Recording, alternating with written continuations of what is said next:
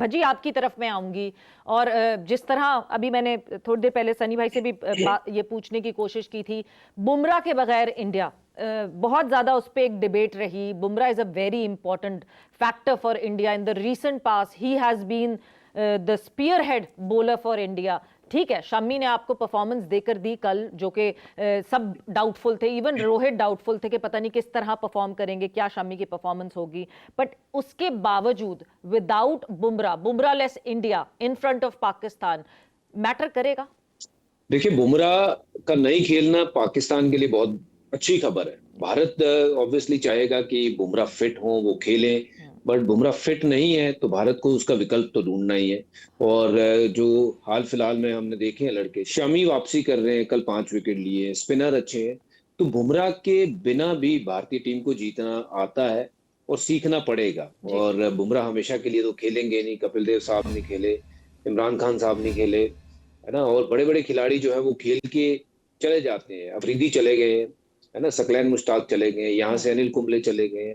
तो आपको उन खिलाड़ियों के बिना भी जीतना आना चाहिए। और ये बात सही है कि ऑस्ट्रेलिया में बुमराह अकेले पड़ गए थे, अगर उनके साथ शामी वहां होते तो शायद ऑस्ट्रेलिया का दौरा भी भारत जीत के आता। बट कहीं ना कहीं भारत को ये बुमराह के बगैर सीखना होगा कि कैसे जीता जाता है। अब कोहली है, कोहली नहीं रन बना रहे तो भी भारत जीत रहा है।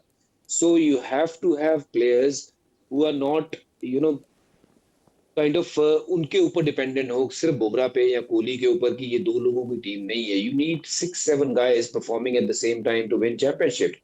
One or two individual can probably win you a game here and there, but if you want to win a competition or a championship trophy या फिर world cup, you need to have 6-7 guys firing together. And अगर वो होता है तभी जीता जाता है। बुमराह, माइनस बुमराह फर्क जरूर पड़ेगा। Pakistan will be bit feeling bit easy, पर बिना बुमराह के भारत को मुझे लगता है कि मैच जीतना। सवेरे ये बजी का बहुत इंपॉर्टेंट पॉइंट है। इस पॉइंट पे मैं भी आपसे बहुत दफा बात करता रहा हूं। अगर आपका कोई प्लेयर ना हो तो आपकी बेंच इतनी स्ट्रांग होनी चाहिए कि उसकी कमी महसूस ना हो। बिल्कुल। तो जो 11, क्योंकि ये कोई टेबल टेनिस या स्क्वाश का गेम नहीं है, इंडिविजुअल गेम नहीं है, ये 11 लड़कों की टीम होती है। तो मेरे ख्याल में क्योंकि आबादी ज्यादा है, क्रिकेट खेली बहुत ज्यादा जाती है, क्रिकेटर्स बहुत ज्यादा है, तो एटलीस्ट आपके 15 जो बेंच पे बैठे हुए हों, वो जो अंदर खेल रहा हो उसको ये पता होना चाहिए अगर मैं परफॉर्म नहीं करूंगा तो मेरे पीछे एक लड़का बैठा हुआ है जो बिल्कुल रेडी है। तो बेंच स्ट्रेंथ की अगर बात करें, जैसे मैं इंडिया की अगर बेंच स्ट्रेंथ की बात करूं, इसमें अभी आपके पास ये फास्ट बॉलर खेल रहे हैं। अगर इसमें से किसी को बिठाना है तो लेफ्ट आर्म फास्ट बॉलर इनका क्या नाम है उनका, हाँ वो है, पंडित है। तो मेरे ख्याल में इनके पास बेंच स्ट्रेंथ है, किसी के होने ना होने से फर्क नहीं पड़ना चाहिए। और यही चीज मैं पाकिस्तान टीम के बारे में भी लाजमी करूंगा कि आपकी बेंच स्ट्रेंथ, साइम अयूब नहीं है, ठीक है, कोई मसला नहीं, फखर नहीं है, कोई बात नहीं, लेकिन आपकी बेंच स्ट्रेंथ इतनी स्ट्रांग होनी चाहिए कि उसकी जगह फिल हो सके। वैसे जैसे भज्जी ने कहा कि बुमराह नहीं है तो पाकिस्तान बहुत खुश होगा, मेरे ख्याल से फखर नहीं है तो इंडिया भी बहुत खुश होगा कि अब फखर नहीं है, वरना जो है फखर टॉप दी ऑर्डर आके एक थ्रेट जरूर रहते हैं इंडिया के लिए।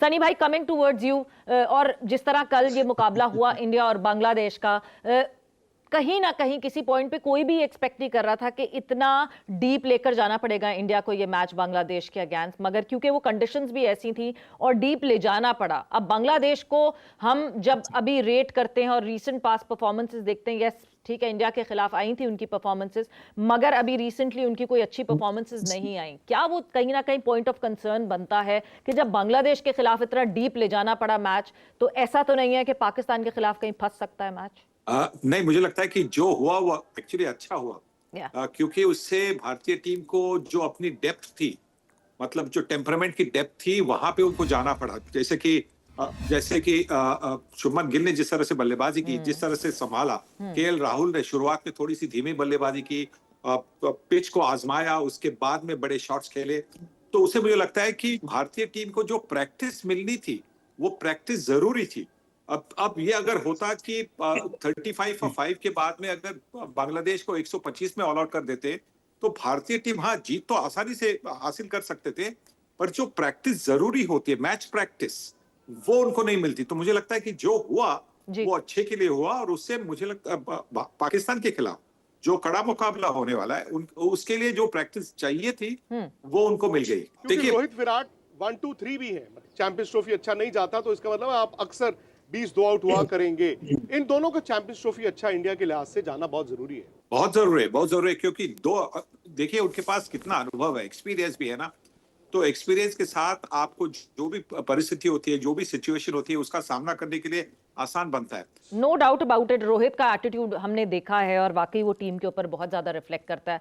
बट मेरा ख्याल से जो पहला मैच है उसमें हम मोहम्मद रिजवान को जज नहीं कर सकते। There were so many things happening, Fakhar का जो है इंजर्ड हो जाना, उस पर हौश पौश हो जाना।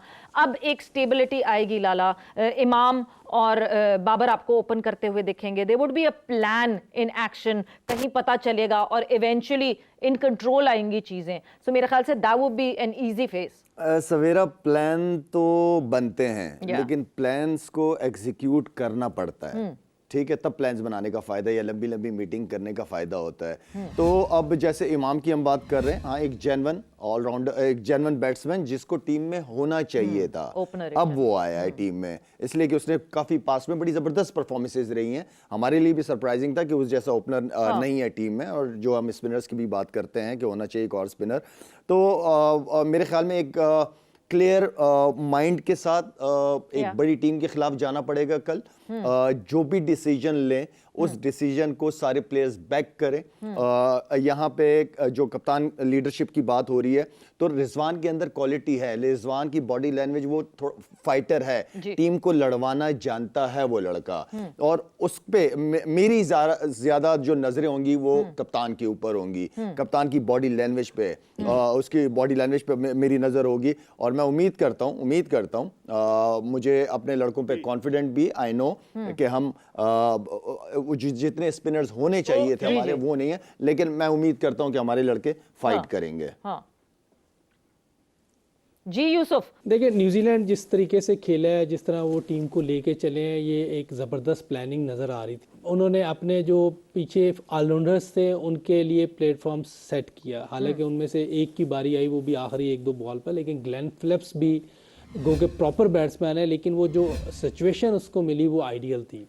इसी तरह की प्लानिंग हमें करनी पड़ेगी अपनी बैटिंग में भी, कि हम स्कोर भी करें, लंबा भी चले जाएं, स्ट्राइक रोटेट करते रहें, डॉट बॉल कम से कम खेलें, क्योंकि जब डॉट बॉल पड़ती है और साथ ही विकेट गिर जाए तो आने वाले प्लेयर पर और प्रेशर डल जाता है। तो हमें अच्छा प्लेटफॉर्म देना है अपने पिछले बैट्समैनों को, ताकि वो अपनी आइडियल सिचुएशन में आके ऐसी क्रिकेट खेलें कि हम 300 प्लस तक ले जाएं। सवेरे ये बहुत इंपॉर्टेंट पॉइंट मोहम्मद यूसुफ ने कहा, डॉट बॉल्स वाला, और हम बात करते रहे 2011 का जो सेमीफाइनल हम मोहाली में खेले थे, हमने बहुत अच्छा स्टार्ट किया था, लेकिन हम डॉट बॉल्स इतनी खेल गए थे जिसकी वजह से प्रेशर आना शुरू हो गया था। तो very good point Mohammad Yusuf का कि डॉट बॉल को सिंगल में कैसे कन्वर्ट करना चाहिए, ये बैट्समैनों को आना चाहिए। बहुत बहुत शुक्रिया आपका, शाहिद भाई का, यूसुफ भाई का, भज्जूपा का, सरी भाई का। बट एक बस जाते जाते ये मुझे लग रहा है कि जो मैं आप लेजेंड्स को भी सुन रहा हूँ वो उम्मीद कर रहे हैं। अब सवाल यही आ जाता है कि जब इंडिया पाकिस्तान संडे, वो उम्मीद असलियत में कौन सी टीम बदलेगी।